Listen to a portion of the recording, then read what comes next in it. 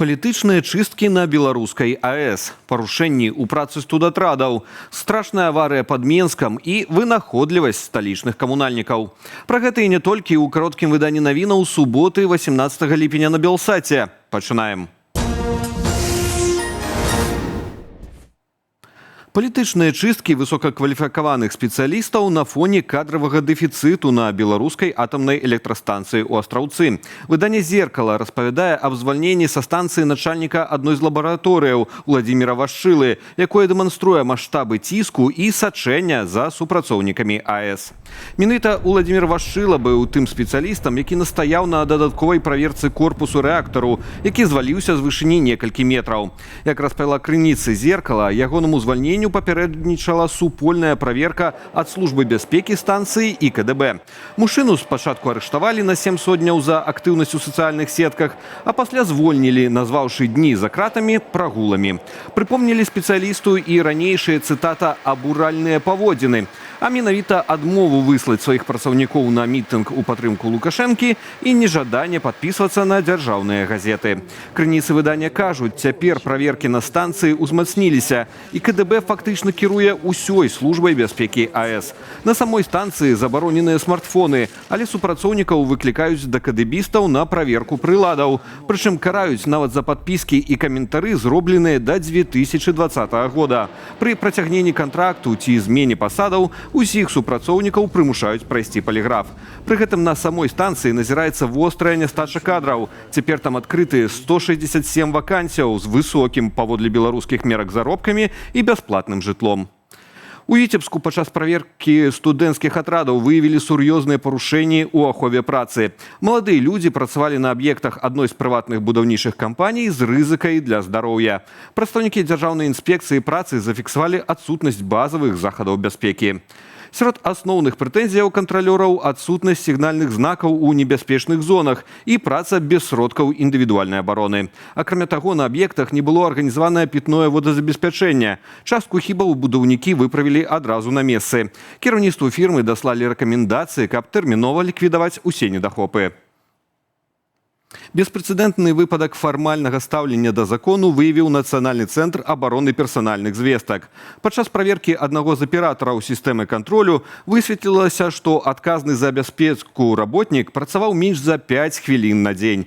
Спецыяліст па ахове звестак быў аформлены на частку стаўкі і выконваў абавязкі дыстанцыйна. На справе яго штодзённая занятасць складала ўсяго 4 хвіліны і 48 секунд. Як адзначылі ў ведамстве, такі графік зрабіў эфектыўную працу немагчымай, што выклікала іншыя сур'ёзныя парушэнні.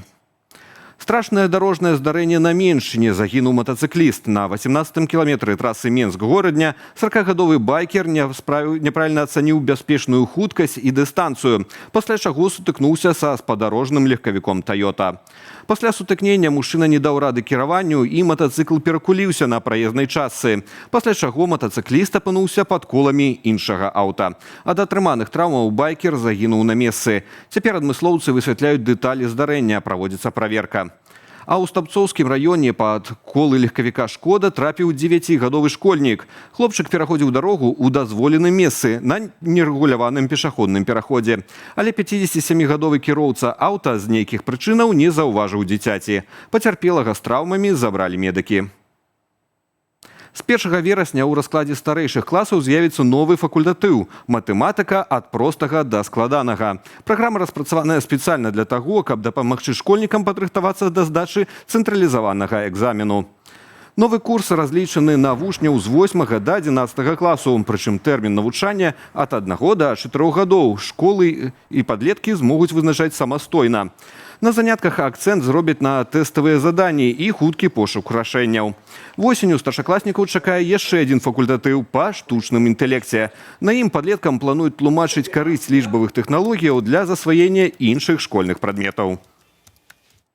Ноу-хау добраўпарадкавання ад сталічных камунальнікаў.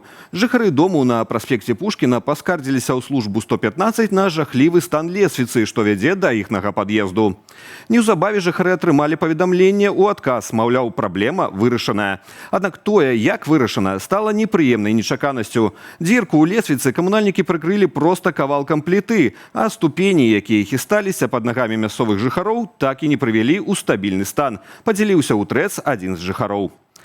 У Лідзе на тэрыторыі заводу электравырабаў цалкам спынілі земляныя працы з-за нечаканай гістарычнай знаходкі. Там выявілі пахавальны комплекс канца 19 стагоддзя.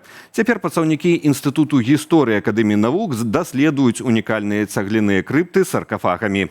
Найбольшую каштоўнасць уяўляе магіла падпалкоўніка мясцовага пахотнага палка Юліяна Здановіча, пахаванага ў 1899 годзе. Цяпер навукоўцы працуюць над кансервацыяй гэтых помнікаў даўніны. У перспектыве пасля вывучэння архіваў парэшткі вядомых постацяў лічыны перапахаваюць. Свята беларускай музыкі і культуры ў польскім памежы. Непадалёк Беластоку стартаваў фестываль «Тутака». З учорашняга дня на месцы працуе мой калега Андрэй Сульжыц. Андрэй, вітаю, распавядзі, што ўжо адбылося на фэсце і што прынясе чарговы дзень. Прывітанне, Алесь, рады вітаць цябе і нашых гледачоў пад цёплым падляшскім дажджом. Усяго ў 20 кіламетрах, як ты сказаў, ад мяжы з Беларусю. Тут на паляне Барык сёння стартаваў ужо другі дзень фестывалю. Каротка пра тое, што адбывалася ўчора. Учора быў файны канцэрт. Сёння ён таксама будзе, пра гэта я распавяду пазней. Самае галоўнае, што трэба ведаць, што кожны фестываль становіцца яшчэ лепшым за леташні. І вось акурат пра такія адрозненні ад мінулых святкаванняў беларускіх нам распавёў арганізатар Павел. Увага на экран, паслухайце, што ён сказаў. У гэтым годзе галоўная сцэна меньша ад музычнай сцэны. Гэта азначае, што проста галоўну мы лічым у лесе, у паляне Барык, і мы там паставілі нашу сцэну да дыскусіі, каб мы весь дзень з 10 до 20 размаўлялі і слухалі розных дыскусій, а другая музычная сцэна знайшлася ў іншым месцы. Мне проста заўсёды было вельмі шкада, што вялікая, цудоўна, прыгожая паляна Барык з большасці занята бэкстейджам. Самае важнае, безумоўна, што агулам адбываецца на гэтым фестывалі, безумоўна, музыка. І так вот, учора на галоўнай сцэне, пра якую распавядаў арганізатар Павел, выступала мясцовы падляшскі гурт «Рімі», які і нарадзіўся тут на Беласточчыне, і выступаў калісьці даўно на басовішчах, і цяпер тут выступае. Таксама выступала там Анастасія Рыдлеўская, спявачка. Ну і сённяшні лайн-ап таксама парадуе нашых гледачоў. Найперш выступае файны культавы гурт «Дзецюкі», рокавы, таксама рэпер Вінсент. Ну і яшчэ таксама на галоўную сцэну выйдзе зорны хедлайнер, самабытны фолк, хіп-хоп праект Чарнаброва. І пра ўсё гэта абавязкова я вам распавяду яшчэ ў вечерных інфармацыйных выданнях у аб'ектыве. Алесь? Дзякуй, вялікі Андрэй, а мы будзем сканчваць. Больш поўная інфармацыйная карціна дня ад маіх калегаў у вечаровым выданні аб'ектыву, як заўсёды, о 19 гадзіне па Менску. Я ж заклікаю вас падпісвацца на сацыяльныя сеткі Белсату, а таксама, калі для вас гэта бяспечна, паставіць лайк і пракаментаваць гэтае выданне ў Ютубе. Так вы падтрымаеце нашу працу і дапаможаце распаўсюду незалежнай інфармацыі. Беражыце сябе і заставайцеся з Белсатам.